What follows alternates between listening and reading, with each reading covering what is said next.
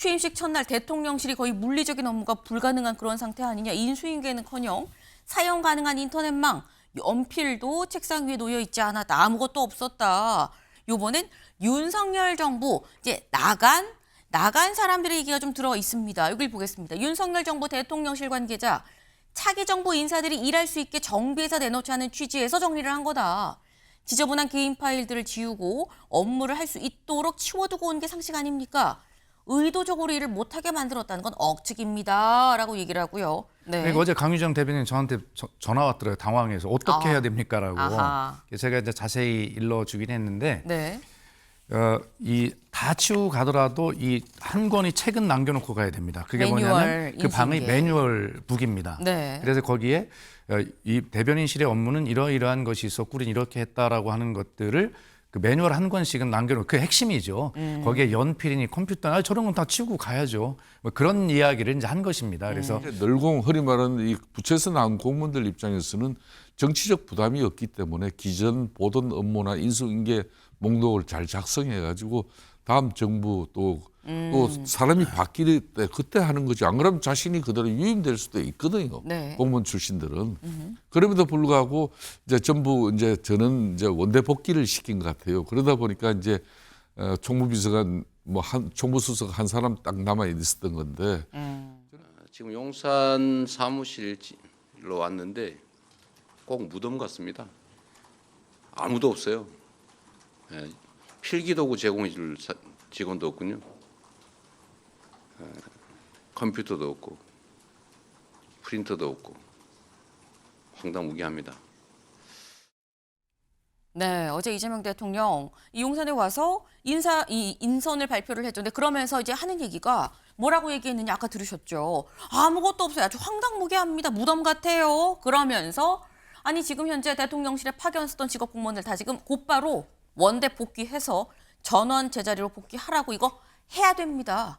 라고 얘기하고 실제 이런 지시를 내렸다라는 거죠. 박수현 의원님. 예. 그러니까 용산 와서 보니까 무슨 이삿짐 나간 집 마냥 아무것도 없더라. 뭐 이런 얘기를 지금 한 거거든요. 근데 말씀처럼 문재인 정부 때 계셨었잖아요. 문재인 정부 때도 그랬었냐라는 거죠. 아니 그렇지 않습니다. 이게 굉장히 지금 옛날 생각이 다 나는데요. 네. 제가 이제 문재인 정부의 첫 청와대 대변인이었지 않습니까? 그렇죠. 근데 들어가서 제일 먼저 생각난 게 그 박근혜 전 정권의 정부의 청와대 그 사정비서관실에서 캐비넷이 하나 발견이 됩니다. 네. 그래서 이제 전화가 와서 빨리 오라고 그래서 가보니까 그 관계자들이 이제 캐비넷에 모여 있는데 열쇠가 잠겨져 있고 시간 장치를 이제 그러니까 옮기려고 하다 보니까 무거운 거예요. 그러니까 네. 안에 뭐 들어있구나.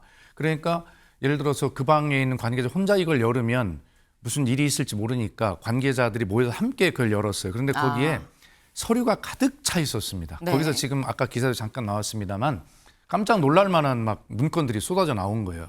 다시 말해서 그 당시는 뭐 이해는 갔어요. 갑자기 이제 박근혜 정권 대통령이 탄핵 파면됐기 때문에 네. 그냥 뭐 떠나게 된 겁니다. 그러다 보니까 정리를 했지만 체계적으로 정리를 하지 않고 막 남아있는 거 이런 것들이 많았어요. 그래서 거기서 상당한 문건이 발견이 되어서 매일매일 새로운 건이 터졌고 그걸 브리핑해야 되는 청와대 대변인 입장에서 저는 좀 제발 좀 그만 나와라 뭐 이렇게 막 속으로 비를 정도였었습니다. 또 그렇게 나오니까 너네들이 전 정권을 보복하기 위해서 어딘가 서류를 막 찾아낸 거 아니야? 막 이렇게 의심도 했었어요. 네. 그러나 실제로 그렇게 놓고 나갔더라고요. 그러니까 그런 것들을 경험 삼아서 아마 윤석열 정권의 이 청와대 대통령실은 실제로 뭐 정진석 비서실장이 뭐 모든 걸 파기하라라는 뭐 지시도 했다는 제보도 들어와서 보도된 상황도 있었잖아요. 그래서 그런 과거의 경험들 때문에 아마 청소를 해도 네. 너무 깨끗하게 하고 나갔을 것이다.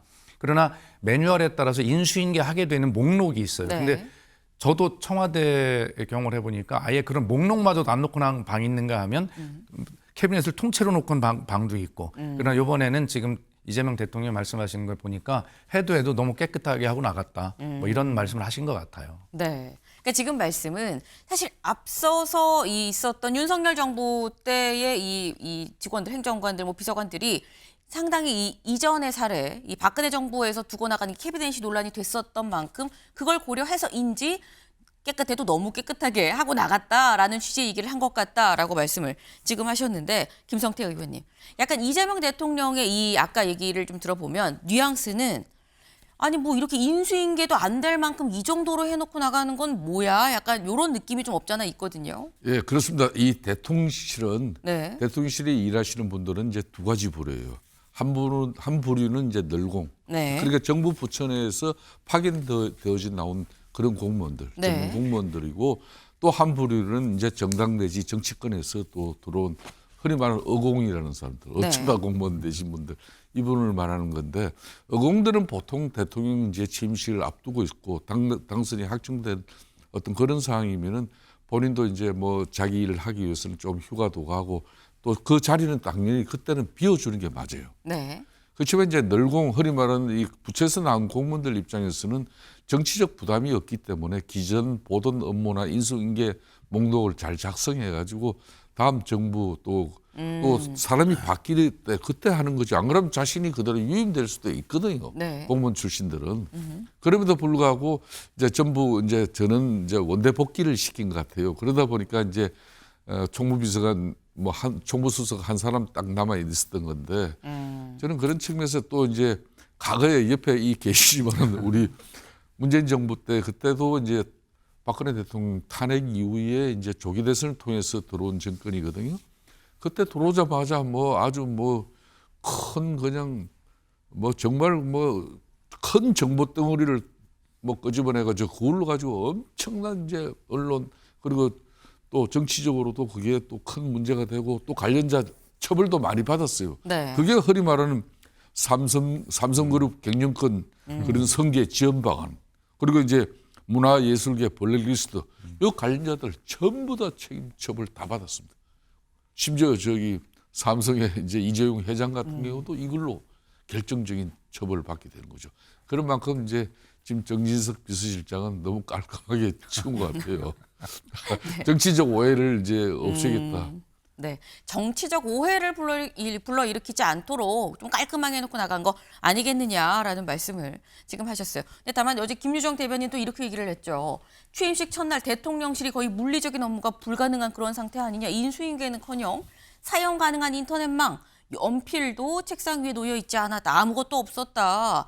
뭘 할 수 있게끔 그래도 해놓고 가야 되는 거 아니냐라는 취지의 지적이에요. 그런데 여기에 대해서 다음 기사를 좀 볼까요? 네. 이 윤희 계엄 선포한 자리에서 첫 브리핑, 용산 무덤가다 필기구도 없고 황당무계했다라고 얘기를 했죠. 근데 요 기사를 갖고 온 이유가 요번엔 윤석열 정부 이제 나간 사람들의 얘기가 좀 들어 있습니다. 여기를 보겠습니다. 윤석열 정부 대통령실 관계자 차기 정부 인사들이 일할 수 있게 정비해서 내놓자는 취지에서 정리를 한 거다.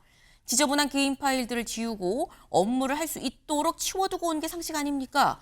의도적으로 일을 못하게 만들었다는 건 억측입니다. 라고 얘기를 하고요. 그리고 뭐 이런 수석비서관실사나 사무실에 집기 사무용품 다 그대로 있었거든요. 라는 얘기를 또 합니다. 또 다른 관계자 뭐라고 얘기하냐.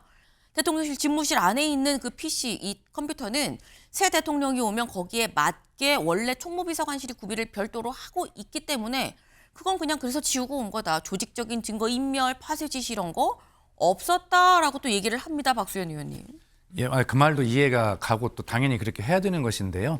저희들이 드리는 말씀은 방을 뭐 먼지 하나 없이 깨끗하게 치우더라도 그 방의 업무는 이런 것이다. 예를 들어 대변인실 같으면 네. 그러니까 어제 강유정 대변인 저한테 전화 왔더라고요. 당황해서 어떻게 해야 됩니까라고. 아하. 제가 이제 자세히 일러주긴 했는데 네.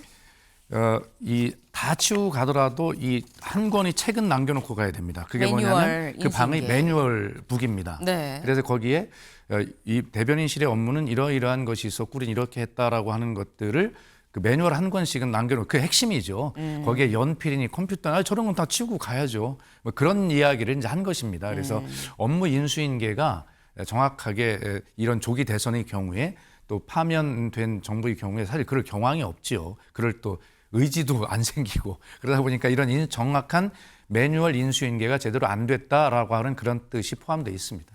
네. 그렇지만 이제 오늘 네. 어제 이제 대통령께서 1호 행정명령 그러니까 비상경제 TF를 구성해서 이는 국가적인 전체적인 경제 위기를 극복하는 그런 TF지만은 네. 대통령실 안에 1호 명령을 또 어제 지시를 했어요. 그게 네. 다른 내용이 아니고 바로 전임 공무원들 파견 복귀 명령. 그러니까 네.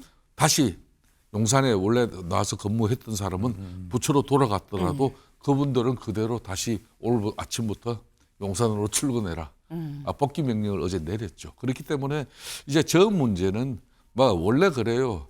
뭐 일반 가정사도 보면은 새 집에 이사 들어가면은 원래 썰렁해 보이고 아무것도 없어 보이지만은 살상 있을 거는 다 있거든요. 있는데 이제 본인 걸 채워 넣어야죠 거기서. 그런 정도인데 어제 아무튼 뭐 급하게 대통령실 들어가 보니까 썰렁해 보인 그런 걸 이제 저런 여러 가지 행태로 표현이 되는 것 같아요. 큰 알겠습니다. 문제는 아닙니다 이거. 네.